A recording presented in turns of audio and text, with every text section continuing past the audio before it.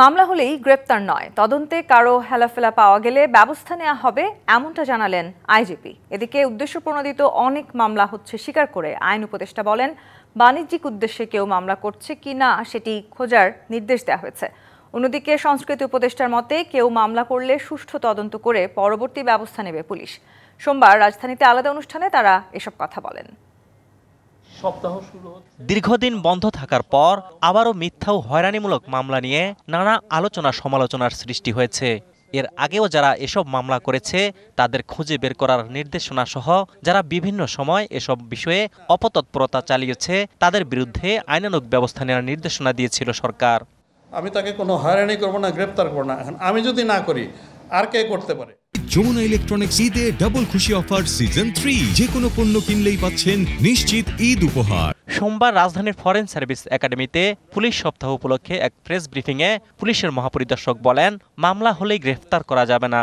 পুলিশের সকল পর্যায়ের কর্মকর্তারা এই নির্দেশ পেয়েছেন যে নিরীহ লোককে যেন গ্রেপ্তার করা না হয়, নিরীহ লোককে যেন হয়রানি করা না হয়।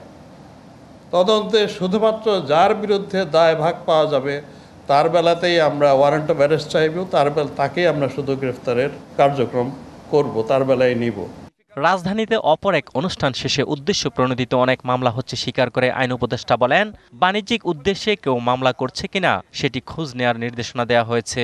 এত বেশি লোককে আপনার আসামি করা হয়, এত মামলা করা হয়, আমাদের জন্য কাজটা ডিফিকাল্ট হয়ে যায়। যদি কোনো হীন উদ্দেশ্যে, শত্রুতামূলক উদ্দেশ্যে, অন্যের ব্যবসা, জায়গা জমি দখলের উদ্দেশ্যে বা চাঁদার উদ্দেশ্যে যদি তারা এই ধরনের মামলাগুলো করে থাকেন, আপনাদের কাছে আমাদের অনুরোধ, আপনারা তাদের ভূমিকাও এক্সপোজ করেন, তাদেরকে জনগণের কাছে দেখায় দেন।